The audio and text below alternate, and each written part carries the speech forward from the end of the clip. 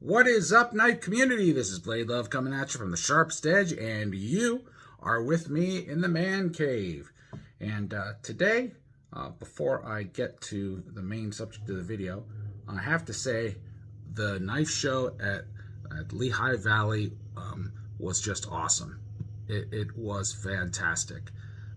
I truly enjoy checking out all of the different dealers every single year, and they never have the same dealers. They have somebody new, and I can't wait till September because, as Fred Eisen announced in the last video exclusively to us on the Sharpest Edge, and the first time as well, he is going to have a samurai sword exhibition.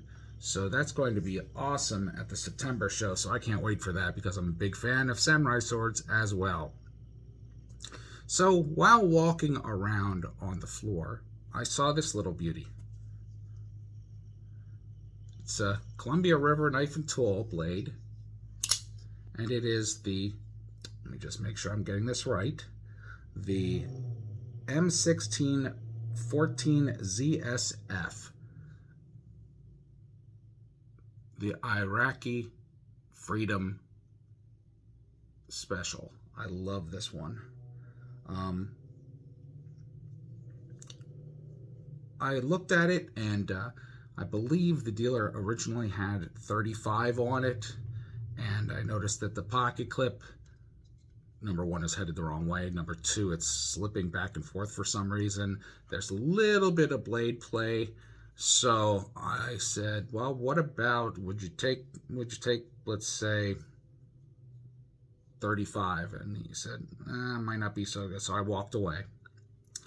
I came back around and for a second hit on it, and he basically said, you know, make me an offer. And I said, I'll tell you what, what's the lowest you can go? He said 27. I said, you got it if you give it to me for 25.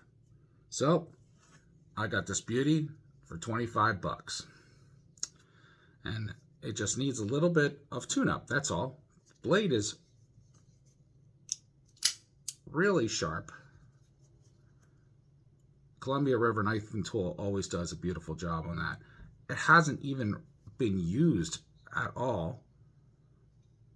The only thing, like I said, it's got that little bit of blade play, and we're going to take some time in this video to adjust it. And also that pocket clip is driving me nuts. Plus, it's the wrong way for me. I like it to be bottom to top. So let me set up the workstation here in the man cave, and I'll be right back. So I have my paper towel and ballistol, my mat, the knife, and my tools all set and ready to go. So the first thing I'm going to focus on is checking what is wrong with the pocket clip and replacing it down to the lower position. So it turns out the size of these screws are Torx number 6. So with removing the pocket clip, I was very thankful to find out that the screws were not stripped.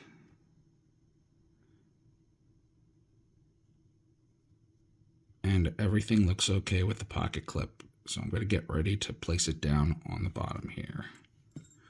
Cannot wait to get this new camera stand. And with hands like mine, thank God for tweezers, because these suckers were hard to place with just using my hands.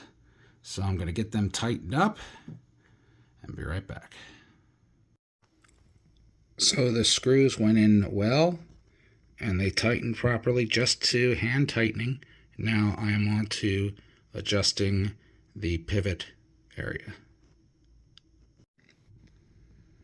So the O-ring that was in there before was rotted out, so I have another O-ring here and the pivot screw ready to be replaced. With the new pivot O-ring in place, I'm going to get ready to reinstall the screw. The placing and tightening of the O-ring inside is always tricky because if you tighten the pivot screw down too much, it can actually rupture the O-ring out of the edge, like just sort of like a hernia almost. It just pops out of one side. So you got to be very careful. Plus, you don't have to really drive the pivot pin down too much because the tightness will come from the O-ring and the threading from the actual pivot unit itself. So it does a nice job. I think the most challenge comes from when you're trying to tighten and loosen the pivot screw. At the same time, you want to get the blade as centered as possible. And at the same time as that, you want to eliminate any kind of blade play. So it's a big, calculation that you just have to keep screwing tighter, unscrew, screw again, screw. It's a lot of fun, trust me. So when all is said and done, the knife's in excellent shape. And the right tools for the right job. So all in all, not bad for a $65 knife that I got for $25.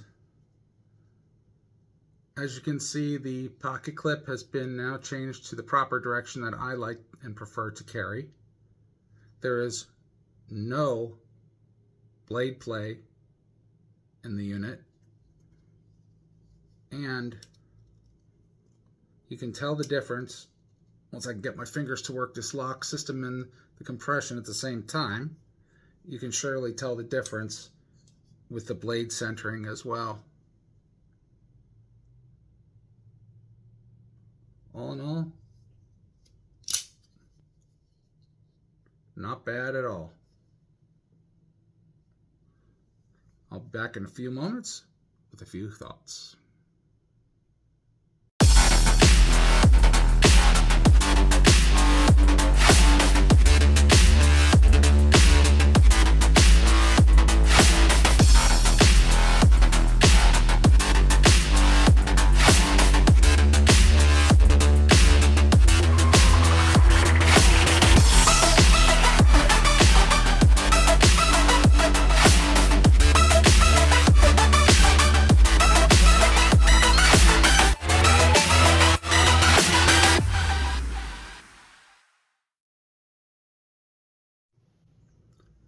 I think the most fun I get when going to knife shows and gun shows is the dickering part with the dealers.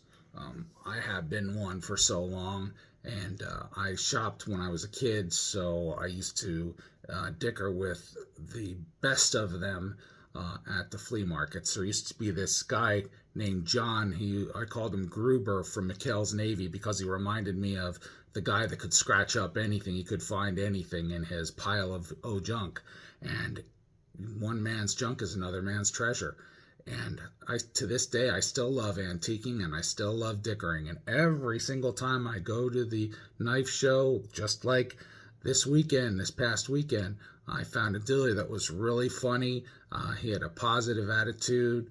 He wasn't trying to rip anybody off, and he did a solid for me, and I really appreciate that. And that's what I love about the dealers, and I love about the knife community in general, because there are so many great people out there that have such a vast knowledge of different genres of blades, whether they be folding, fixed, axes, shuriken-based, throwing knives, throwing axes, katanas, whatever. There's someone that can answer your question and who has a lot of knowledge on whichever specific genre you're looking for. There's somebody out there. And I was just happy to run into this because I used to have one of these, which a family member gave me from when they were actually serving in Iraq, and I misplaced it. Whether it got misplaced in the move or it might be in one of the boxes from the move that I just haven't uncovered yet, but I felt really bad, and I always used to carry it, and now it's the exact same blade. It's unbelievable, and I love it. I love it, and it's actually in better condition. So those are the kinds of treasures that you can expect to find when you take a trip to knife shows, and especially the Lehigh Valley Knife Show here in PA. Well, thank you all for watching my video, and I want you all to enjoy your week. It's supposed to be beautiful weather here in Pennsylvania. Hopefully not much more rain, but mostly sun and some clouds and maybe an occasional shower. So that'll be cool for this week. So this has been Blade Love from the Sharpest Edge. Again, thank you for joining me in the man cave. And always remember, be good to yourself, but especially be good to one another. Out for now. You got the sharpest edges.